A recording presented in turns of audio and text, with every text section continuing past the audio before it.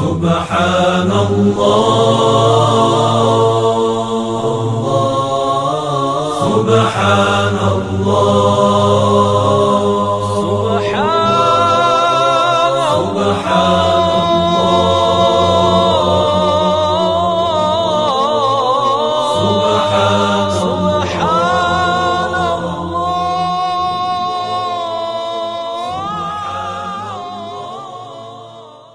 بسم اللہ الرحمن الرحیم اللہم صلی علی محمد و آل محمد وعجل فرجہم۔ محترم ناظرین السلام علیکم۔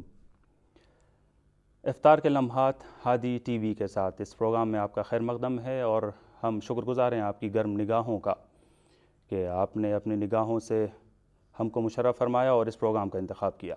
روزہ کیا ہے اور روزہ کہاں کے لیے ہوتا ہے؟ ایک اہم سوال ہے یہ کہ ہم جو روزہ رکھتے ہیں اور صبح سے شام تک بھوکے رہتے ہیں، اس کا کیا فلسفہ ہے، اس کی کیا حکمت ہے، اور خداوند عالم اس کام سے ہمیں کہاں تک لے جانا چاہتا ہے، کس منزل تک پہنچانا چاہتا ہے۔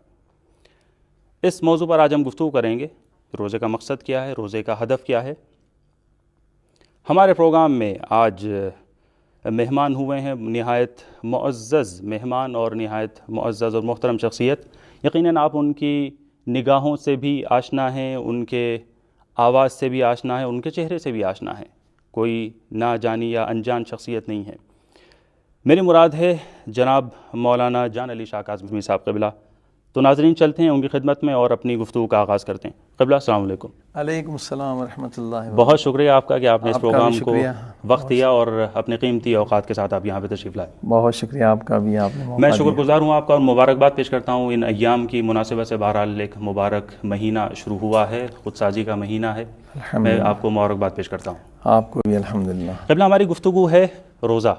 تو ہم یہ چاہیں گے یہاں پر کہ روزہ جو رکھا جاتا ہے، ہم صبح کی نماز سے ہم شروع کرتے ہیں، اس کے بعد مغرب کے وقت پہ اس کو ختم کرتے ہیں، افطار کا وقت ہوتا ہے۔ روزے کا مقصد کیا ہے؟ خدا کس مرحلے تک، کس منزل تک ہم کو لے جانا چاہتا ہے؟ بہت اچھا سوال ہے کہ روزے کا مقصد کیا ہے۔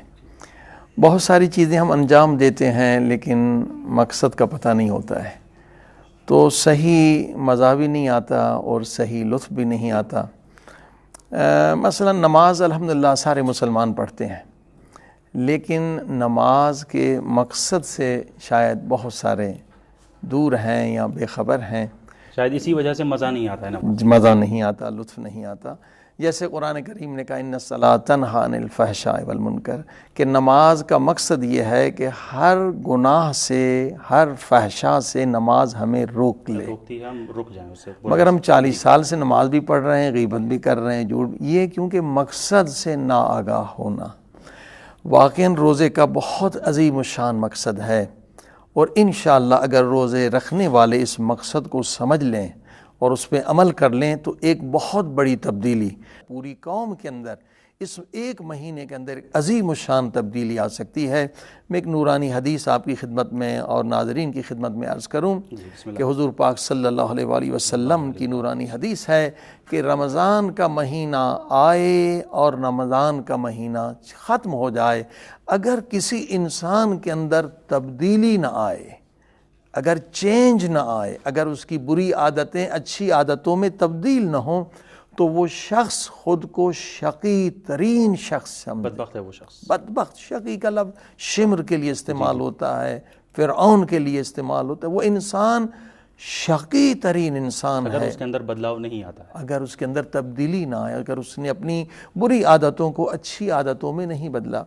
تو پتہ یہ چلا کہ روزے کا عظیم الشان مقصد یہ ہے کہ ہم بری عادتوں کو تبدیل کریں، بری عادتوں کو تبدیل کریں۔ دیکھیے عادتوں کو تبدیل کرنا، آج جو ہم ماڈرن سائیکالوجی پڑھاتے ہیں، ماڈرن سائیکالوجی میں پوری دنیا میں جو ریسرچ ہوئی ہے، یورپ میں، امریکہ میں، کینیڈا، آسٹریلیا میں، اس کا لب لباب یہ ہے، کبھی انہوں نے 500 کامیاب ترین دنیا کے افراد پہ ریسرچ کی ہے کہ 500 کامیاب ترین بزنس مین، 500 کامیاب ترین سائنسدان، 500 کامیاب ترین پولیٹیشین، دیکھا کہ یہ لوگ کیوں کامیاب ہوئے ہیں، کہ دنیا میں نمبر اول ہوئے ہیں، بہترین سائنسدان ہوئے ہیں، بہترین فلسفی ہوئے ہیں، بہترین ایک عظیم انسان بنے۔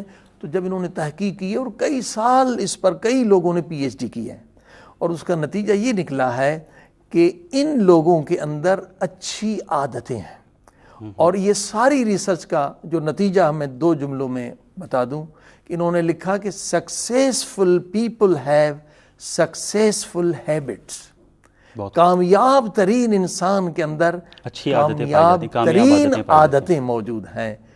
اور جو فیلیور پیپل، کیوں بعض لوگ جو ہیں فیلیور ہیں، failure people have failure habits, جو لوگ ناکام ہیں ان کے اندر ناکام ناکارہ عادتیں ہیں۔ ہیں۔ جی۔ دیکھیے پروردگار نے یہ پورا مہینہ جو ہے اس چینج کے لیے ہمیں دیا ہے، لیکن ایک رسم ہو چکی ہے، سحری کے لیے اٹھنا ہے، سحری کھانا ہے، حلوہ کھانا ہے، سویاں کھانی ہے، پھر کسی طرح سے اس کو افطار کے ہم مرحلے لوگ تک گزر پہنچانا جاتے ہے۔ ہیں، لیکن کوئی تبدیلی نہیں آتی۔ اب آپ دیکھیں کہ یہ پوری دنیا کے سائیکولوجسٹ لوگوں کا فیصلہ ہے کہ اچھی عادتیں اگر آپ نے پیدا کر لیں تو آپ دنیا میں کامیاب ترین انسان بن سکتے کامیاب ہیں۔ انسان۔ لہٰذا جو رمضان میں روزے رکھتے ہیں، اگر ہم مقصد روزہ سمجھ لیں تو آج مسلمان دنیا میں کامیاب ترین قوم کی شکل میں سامنے آ جاتے، لیکن روزہ ایک رسم بن چکی ہے، افطار ایک رسم بن چکی ہے۔ انشاءاللہ کہ خدا کرے کہ ہم حقیقی مقصد کو سمجھیں۔ چلے، یہ آپ نے عادت کی بات کی کہ ایک اہم ترین مقصد روزے کا یہ ہے کہ ہم بری عادتوں کو چھوڑ دیں، اس سے دور ہو جائیں، اپنا پیچھا چھوڑائیں ان عادتوں سے۔ یہ عادت کیا ہے؟ اگر نفسیاتی اعتبار سے اس کو دیکھا جائے، عادت کیا چیز ہے؟ کب بنتی ہے عادت؟ ایک آدمی انسان عمل شروع کرتا ہے، کب وہ عادت میں تبدیل ہوتا ہے؟ بہت اچھا سوال ہے۔ دیکھیے ایک انسان کے اندر غصے کی عادت ہے، بری عادت، اسے خود احساس ہے، لیکن اس بیچارے کو پتہ نہیں ہے کہ یہ عادت بنی کیسے ہے۔ وہ بوڑھا ہو جاتا ہے، اس عادت کو ختم نہیں ختم نہیں کر کر پاتا۔ سکتا، پیچھا نہیں چھوڑا سکتا۔ ایک انسان کے اندر غیبت کی عادت ہے، اس کو بھی یہ نہیں پتا کہ عادت آئی کیسے میرے اندر، کب سے شروع ہوئی؟ جب پتہ نہیں ہے۔ اسی کے لیے یہ معرفت النفس کا ایک شعبہ ہے، جو معروف حدیث ہے کہ من عرف نفسہ فقد عرف رب، جس نے خود کو پہچانا، اپنے نفس کو پہچانا، اسی نے اپنے رب کو پہچانا۔ یہ معرفت النفس کا ایک پورا شعبہ ہے اسلامک نفس کی سائیکالوجی، نفسیات، کہ انسان سمجھے کہ عادت بنتی کیسے ہے۔ جب ہمیں پتہ ہی نہیں ہے کہ عادت کیسے بنتی ہے تو ہم اس کو ختم کیسے کر سکتے ہیں، یا اچھی عادتوں کو ڈیولپ کیسے کر سکتے ہیں۔ مثلا غصہ جو ہے بری چیز ہے، ٹھیک ہے، اسی طرح سے اسٹریس، ٹینشن، پریشانی، یہ بھی ایک بری چیز ہے۔ اور اچھی چیز یہ ہے کہ اسلامی سائیکالوجی اور ماڈرن سائیکالوجی میں کہ زمین آسمان کا جو فرق ہے کہ اسلامی سائیکالوجی جڑ کو ختم کرتی ہے، یہ اس کا امتیاز ہے۔ بنیاد کو۔ آج ماڈرن سائیکالوجی، اگر آپ پریشان ہیں آپ چلے جائیں ماہر نفسیات کے پاس، سائیکٹرسٹ کے پاس، وہ کیا کرے گا؟ آپ کو گولی کھلا دے گا، بالکل، بھئی یہ گولی کھا لو تمہیں آرام یہ مل پلس جائے۔ لے لیں آپ، کچھ دیر کے لیے آپ آرام۔ یعنی آج کی ماڈرن سائیکالوجی کا نقص یہ ہے کہ وہ فیلنگ سے فائٹ کرتی ہے۔ یہ فیلنگ ہے نا، آپ کو پریشانی ہے، ٹینشن ہے، اسٹریس ہے، افسردگی ہے، یہ کیا ہے؟ فیلنگ ہے۔ یعنی اس کو ختم کرنے کے بجائے اس کا مقابلہ کرتی ہے۔ آج کی جو ماڈرن سائیکالوجی ہے وہ فیلنگ کو ختم کرتی ہے۔ آپ نے گولی کھا لی، آپ کو آرام مل گیا، آپ نے تھوڑا سا ریلیکس لے لیا، لیکن پریشانی ختم نہیں ہوئی، جڑ ختم نہیں ہوئی۔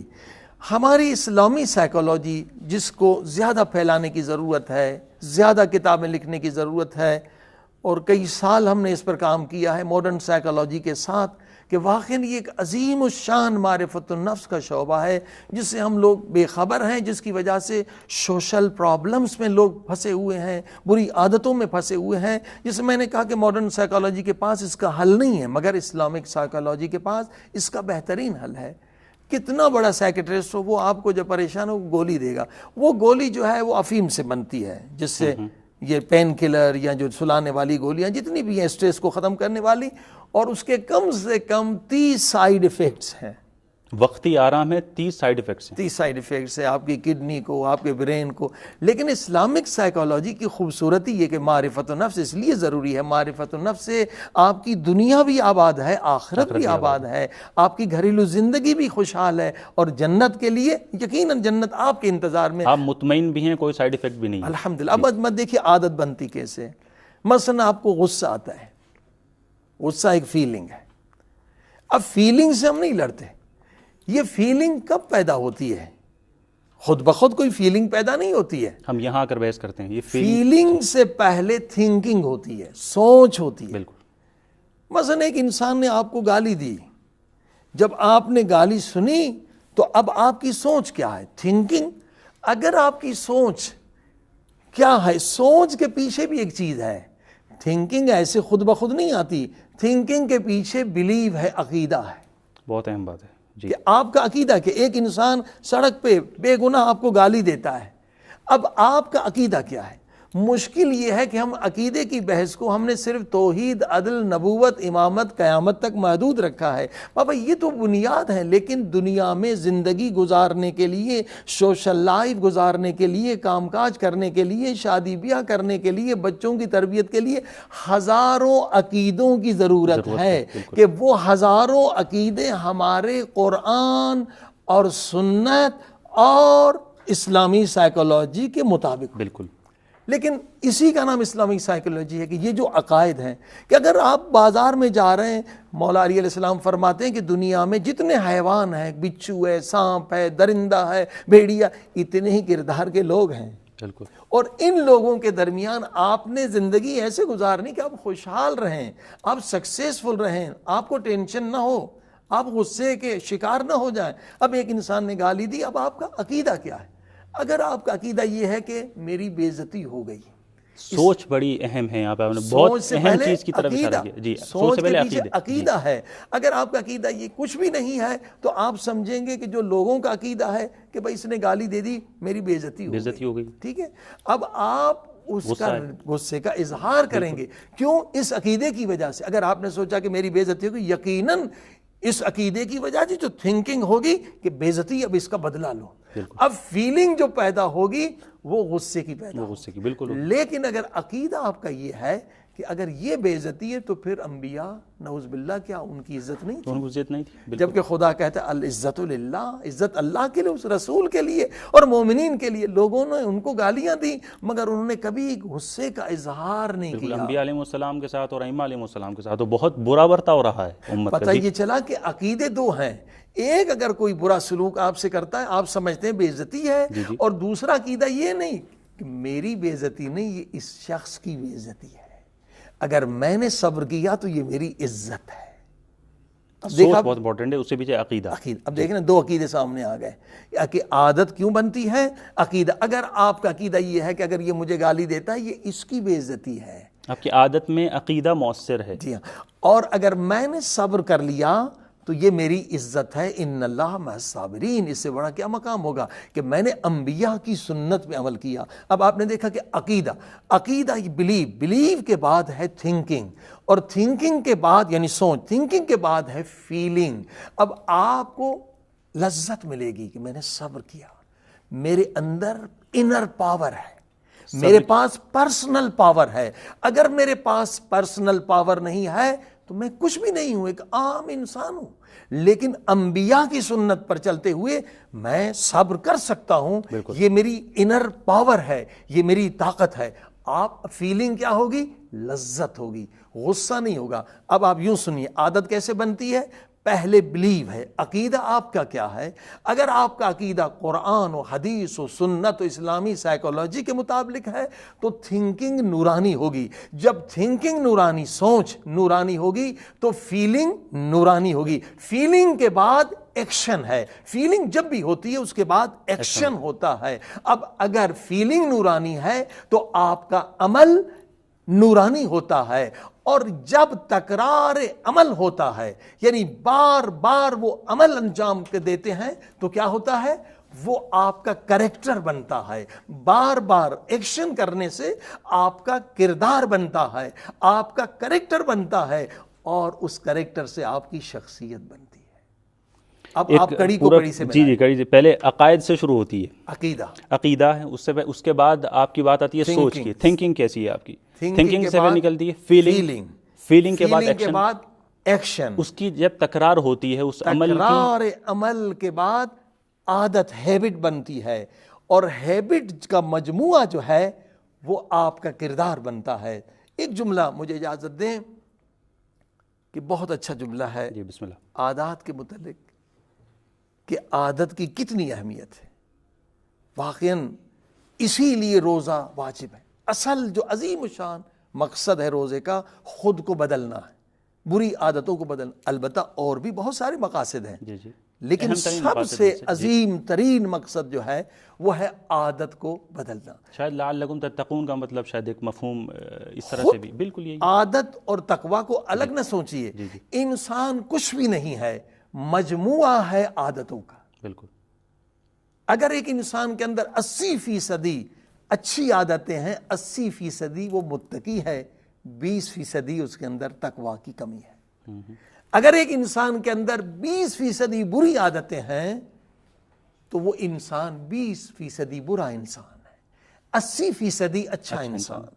یعنی انسان کی تعریف یہی ہے کہ انسان کچھ بھی نہیں ہے, عادتوں کا مجموعہ ہے.